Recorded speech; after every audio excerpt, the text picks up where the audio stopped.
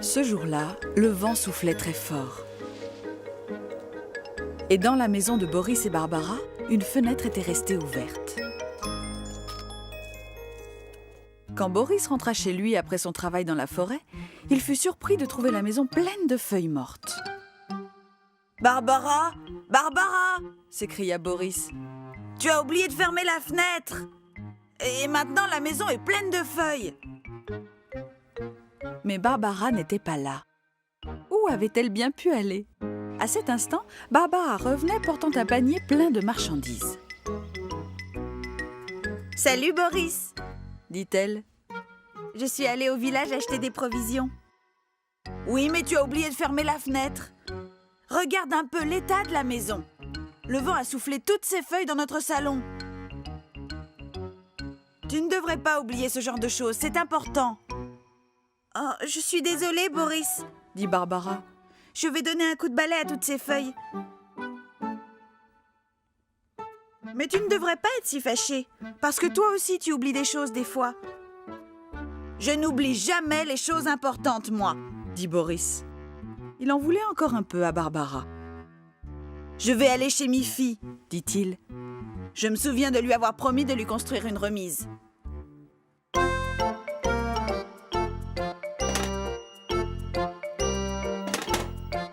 Il alla chercher ses outils, du bois, et mit le tout dans sa petite charrette. «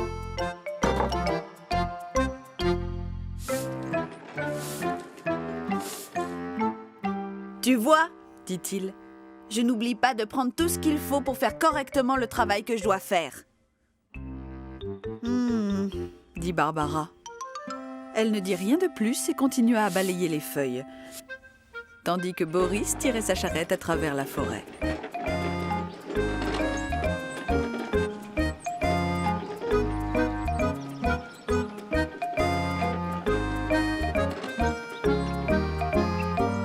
Quand il arriva chez Miffy, il se mit à construire la petite remise, assez grande tout de même pour abriter la trottinette de Miffy.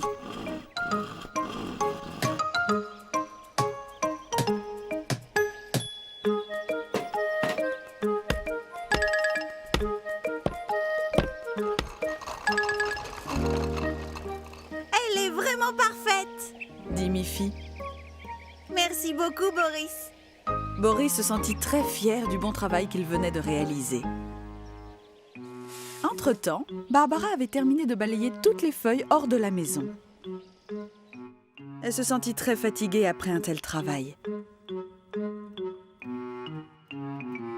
Elle remit le balai à sa place dans l'atelier de Boris. Mais que vit-elle sur l'établi de Boris?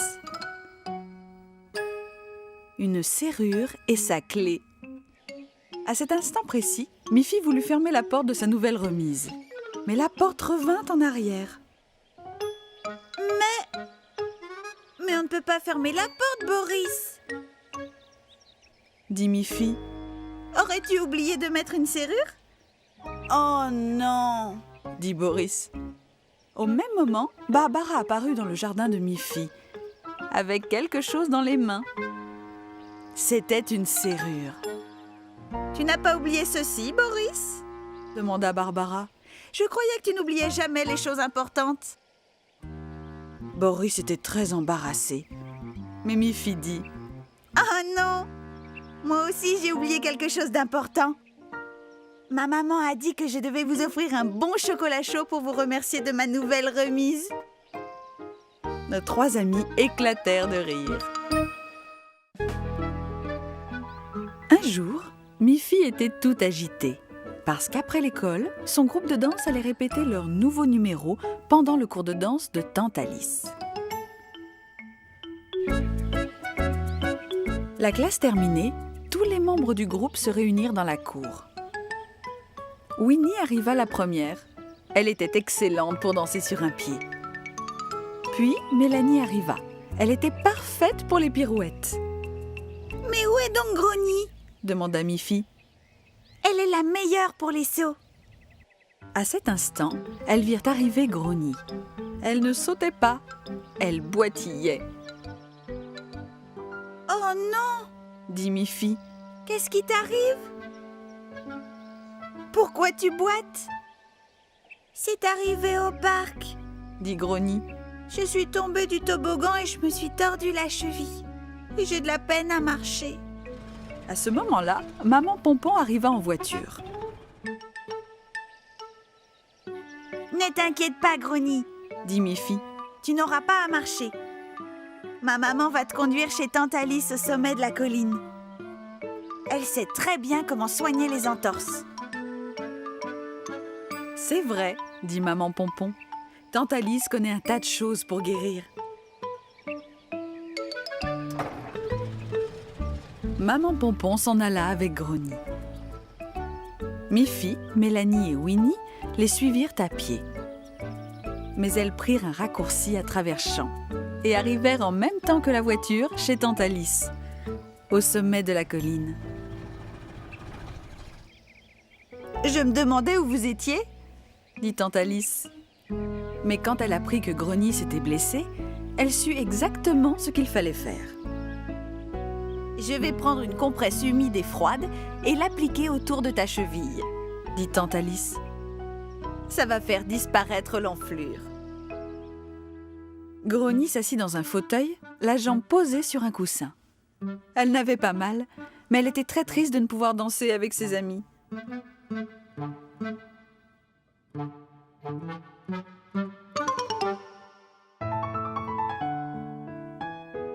Miffy, Winnie et Mélanie exécutèrent leur numéro.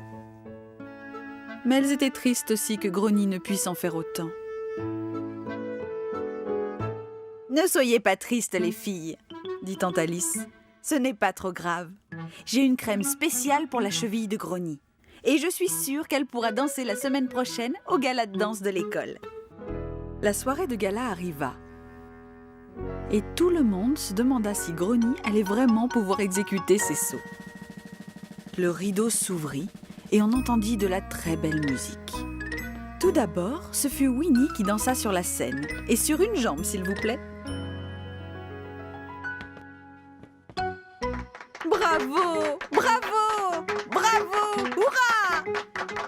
Puis, Mélanie apparut avec ses jolies pirouettes. Miffy suivit dans une danse aérienne, gracieuse comme un cygne. Tout le monde attendait maintenant Grogny. Winnie retenait sa respiration. Mélanie ferma les yeux. Miffy fit un vœu. Alors Grogny apparut. Elle fit 3 magnifiques sauts sur toute la largeur de la scène. Tout le public l'acclama. Bravo! Bravo! Hurrah! Grogny dit: Je n'ai pas eu mal du tout, grâce aux bons soins de Tante Alice. Maman Pompon avait fait de délicieux biscuits. Miffy voulait en offrir à Boris et Barbara. Tandis qu'elle marchait à travers la forêt, elle aperçut un oiseau sur une branche.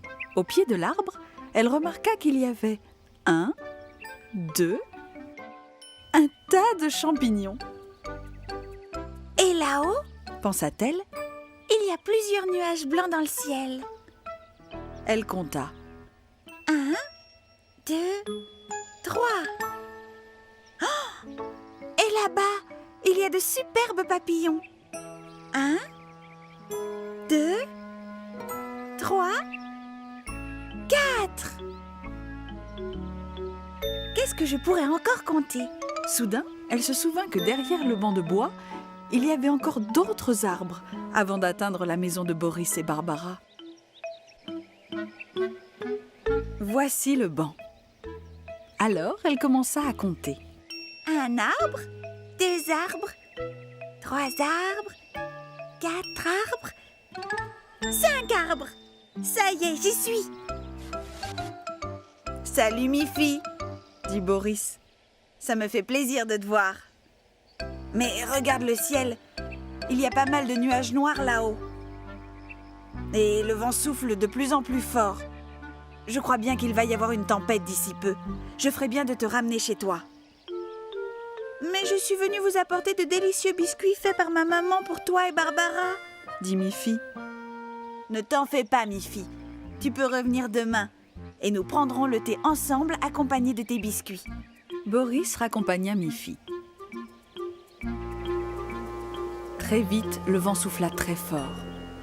Miffy fut rassurée d'être rentrée chez elle. Toute la nuit, Miffy entendit le vent souffler autour de la maison. Le lendemain matin, le vent s'était calmé. Mais quand Miffy regarda par la fenêtre, elle vit un tas de feuilles et de branches d'arbres éparpillées sur le sol. À l'heure du thé, Miffy demanda à sa maman si elle pouvait retourner chez Boris et Barbara. « Bien sûr, Miffy !» dit maman Pompon. Miffy s'en alla donc. Dans la forêt, elle vit que le vent avait fait aussi tomber beaucoup de feuilles et de branches d'arbres. En arrivant près du banc, elle commença à compter. 1 arbre, 2 arbres, 3 arbres, 4... Mais il n'y avait plus d'autres arbres. Le 5e arbre avait été déraciné par la tempête. Miffy fut bouleversée. « Boris, Boris !» cria-t-elle. Elle courut vers la maison de Boris. Boris sortit immédiatement. « Regarde ce qui est arrivé !» Mais Boris ne fut pas surpris par ce qu'il vit. « Parfois, lorsqu'il y a une forte tempête, les arbres ne résistent pas, » dit-il. « Mais viens avec moi. » Il emmena Miffy derrière la maison. « Regarde, Miffy, chaque année, je plante de jeunes arbres et les laisse pousser un peu. Quand ils sont assez grands, je les replante dans la forêt. » « Est-ce que je peux t'aider à planter un nouvel arbre à côté des autres ?» demanda Miffy. « Bien sûr, » dit Boris. « Nous allons le faire immédiatement. »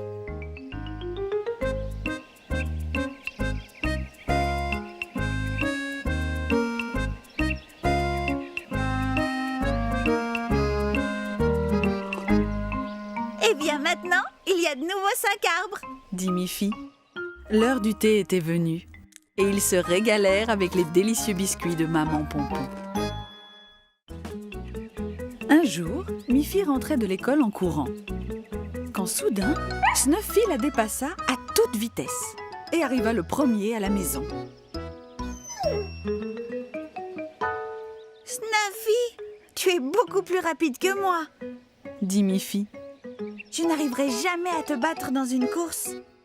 En entrant dans la maison, Miffy eut une idée. On pourrait organiser une grande course à pied avec tous nos amis, dit-elle à sa maman. Papa et toi, vous pourriez y assister. Miffy appela d'abord son ami Boris. Boris, dit-elle, j'aimerais organiser une course et nous aurions besoin de panneaux indiquant le chemin à suivre. Boris dit. Tu sais, je ne suis pas très fort pour la course, mais je serais ravie de fabriquer les panneaux de direction. Miffy appela ensuite ses autres amis et leur parla de la course. Le grand jour arriva. Tous les panneaux faits par Boris étaient prêts. Il enfonça dans le sol chaque panneau indiquant la direction.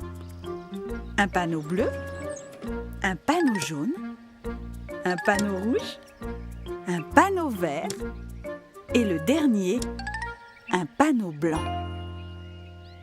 Tous les concurrents se tenaient sur la ligne de départ. Il y avait Miffy, Agathe, Mélanie, Grogny et aussi Boris.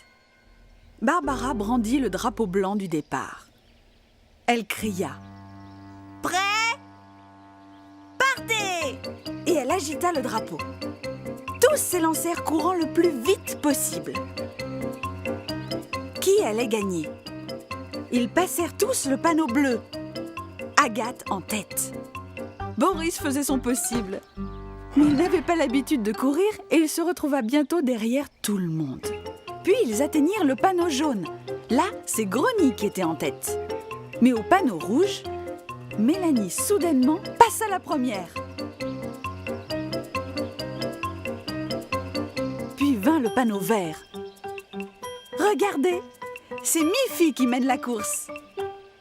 Entre-temps, Maman et papa Pompon arrivèrent, mais parquèrent leur voiture juste devant le panneau blanc. Brusquement, les coureurs s'arrêtèrent en regardant tout autour d'eux. Ils ne savaient plus quelle direction prendre. Ils ne pouvaient voir le dernier panneau.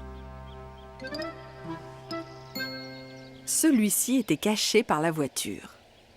Tandis que les concurrents regardaient partout, très perturbés, Boris revint en course, soufflant, haletant, complètement hors d'haleine.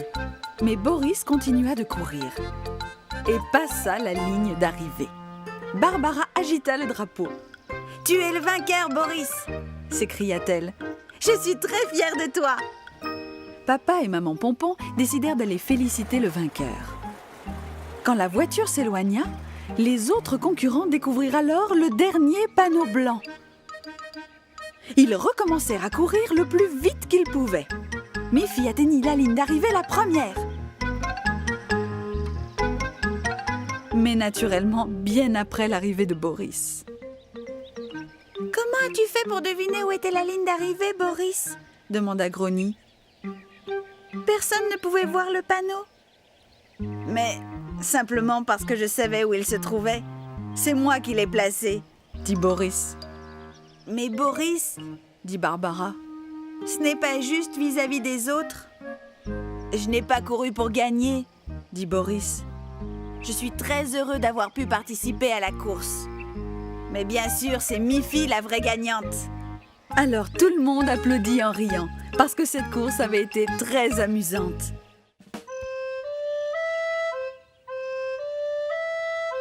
Miffy aime beaucoup la musique. Elle apprend à jouer de la flûte à bec.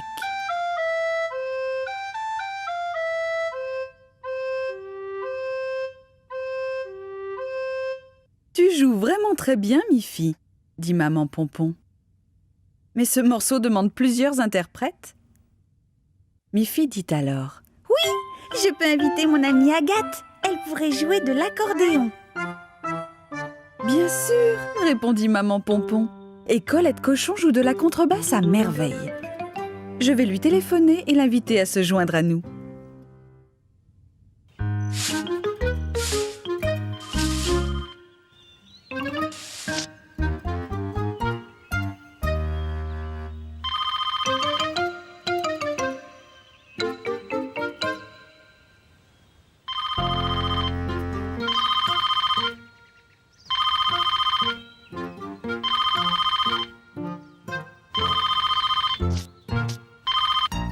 Au téléphone, Colette répondit: « Bien sûr que je viendrai. J'aime beaucoup faire de la musique. Puis-je amener ma petite nièce Grogny ? Elle est chez moi cette semaine et elle joue du piano. »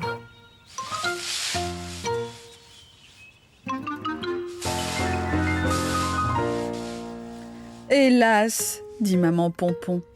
Quel dommage, nous n'avons pas de piano. Mais emmène quand même Grogny. Nous trouverons sûrement un instrument pour elle. Agathe arriva peu après. Elles purent ainsi jouer en duo.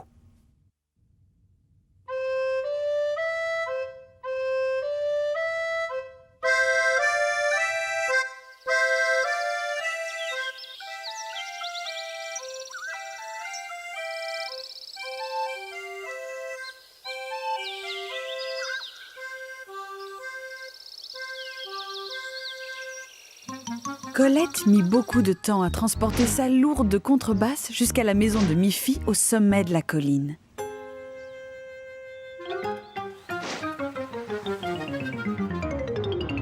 Enfin, elles arrivèrent toutes les deux.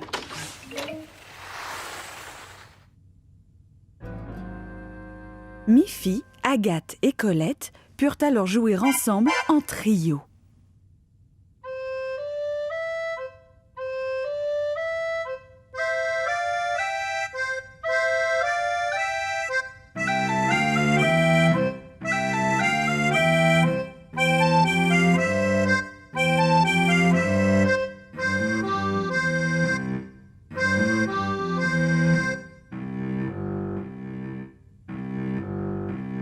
Cela sonnait déjà beaucoup mieux.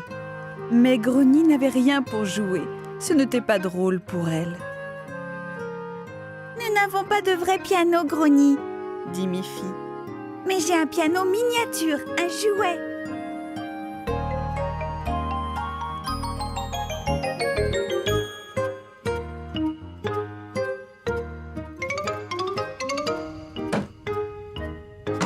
Je suis sûre que tu en tireras un très joli son. Maintenant, elles pouvaient jouer toutes ensemble. Ce fut vraiment de la très belle musique.